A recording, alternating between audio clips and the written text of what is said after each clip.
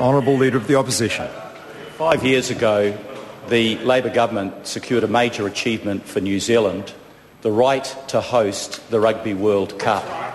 And that was fantastic, Mr Speaker. It was a fantastic opportunity to have the World Cup on our own ground in front of our own supporters and for the All Blacks to win. It was fantastic because it gave us the opportunity to showcase New Zealand, an audience of 4 billion people.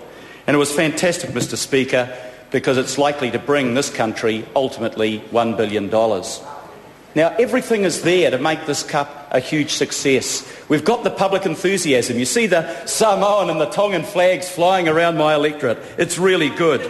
We saw a good opening, Mr Speaker, at the ground, and we saw some really good rugby, particularly the Wales and South Africa match. But I've got to say, Mr Speaker, that last Friday's debacle really let New Zealand down. The failure of our transport system to deliver, the loss of opportunity, a lifetime opportunity to those folk who'd saved for months and months to come to the game from South Auckland, the risk that those people were put at, and the absolute chaos, Mr Speaker, around the waterfront area. Les Geller, who's an intensive clinic specialist at Auckland Hospital, said we were really lucky that nobody died in that mess. Now, what do I expect, Mr Speaker? I expect the government to front up, to take its share of responsibility and to do something constructive about it. And it's not on, Mr Speaker, for this government to put the blame on everybody else. It was the Auckland Super City's fault. Well, they created it. It was Auckland Transport. Well, they set up the council-controlled organisation and they appointed most of the board. Then it was Veolia, and then Mr Key said it was somebody on the train who pushed the emergency button. Well, they pushed it, Mr Speaker, because kids were fainting, old people were ill, they'd sat there for an hour, and the transport system had failed, but the Prime Minister blamed the people on the carriage. Now, Mr Speaker, if anybody should take responsibility, it's Prime Minister Key. It was his insistence that the whole focus would be on Party Central on Queen's Wharf. It was not a suitable venue. It was too small. It held 12,000 people, and we knew from Christmas in the park that several hundred people turn up at these events. Why did several hundred thousand turn up at this event, Mr Speaker? Why did they have the fireworks down there? Why did they have the concert down there, Mr Speaker, when they knew, because Michael Barnett had told Murray McCulley that probably 150,000 people would turn up?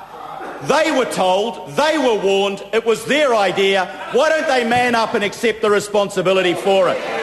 And when it comes to accepting responsibility, that implies also the responsibility to get it right. So what did they do? They used the empowering legislation, not before the event, when they could have planned and worked with the council to put special measures in place, but after the event as a damage control measure.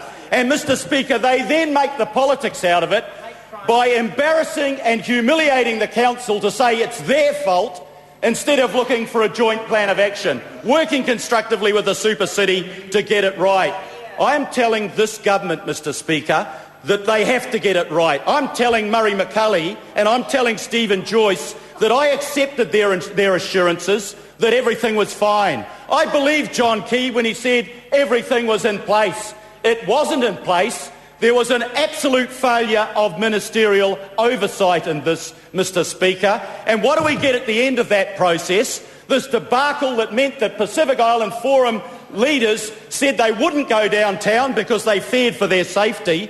When papers from the Hindi Times to the China Daily Post to the Winnipeg Star are reporting on New Zealand as a country that failed, that's not what the Labor government wanted when it secured the Rugby World Cup for New Zealand.